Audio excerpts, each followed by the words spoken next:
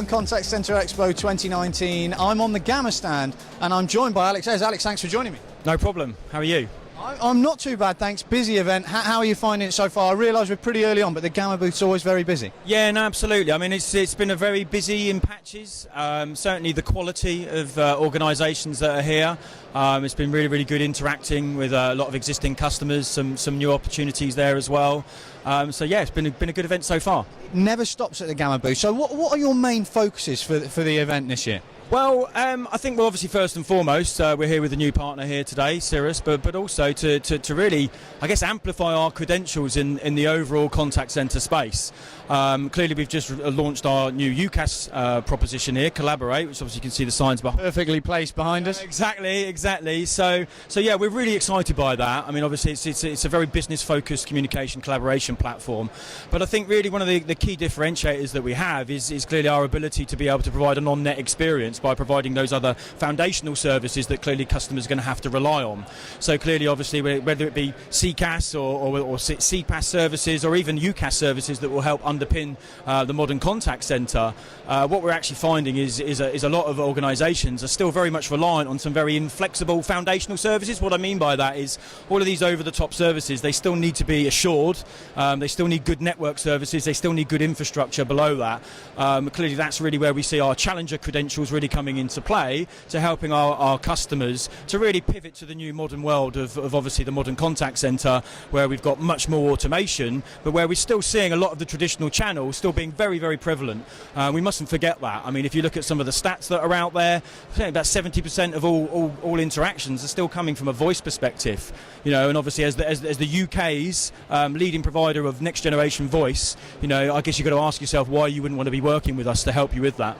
No, and I suppose one of the things that you can leverage that's really important, isn't it, is your existing infrastructure, the reputation that you've built up, and now, as you said, with Collaborate, you've got this holistic portfolio offering in each different area, as you said, whether that's contact centre as a service or communication platform as a service in CPaaS. You can offer it in all of these different areas built with the Gamm backing.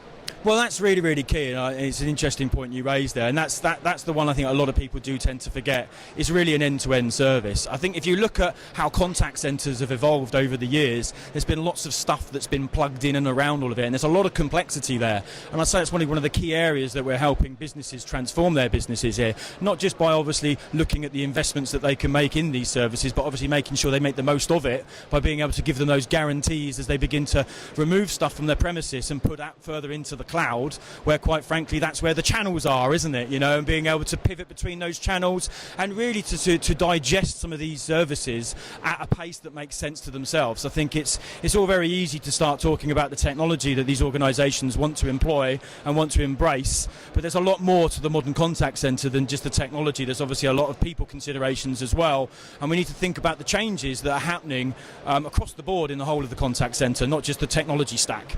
But when we do talk about that technology stack, one thing that you're able to do at Gamm is effectively draw those customers that might be looking at a cloud migration in by saying, look, if you look to digitally transform your business and adopt some of these cloud services, so these are the features that you can enjoy that you might be much more difficult to leverage in a premise environment. No, absolutely. I mean, we've been delivering services as a service, if you like, for many, many years now. It's very alien for us to be able to almost sell product for term, if you like, and to be able to just resell raw products. Really, it's about having these features and functionality available for our customers so they can just switch them on just when they need them at an appropriate time, which obviously, as we know, it is an evolution within there. There can be contractual agreements in place that you need to unpick. It's not as simple as just starting with a clean bit of paper.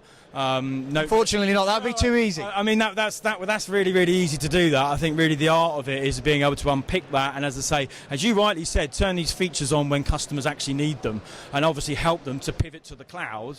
Once they're in the cloud, where the modern channel exists and where their customers are existing and wanting to engage with them, it's helping them to really evolve and be able to switch between those channels. You know, there's a lot of talk about omni-channel, isn't there, really? But, you know, really being able to enable that is really being able to provide the whole end-to-end piece in our view as much as anything else.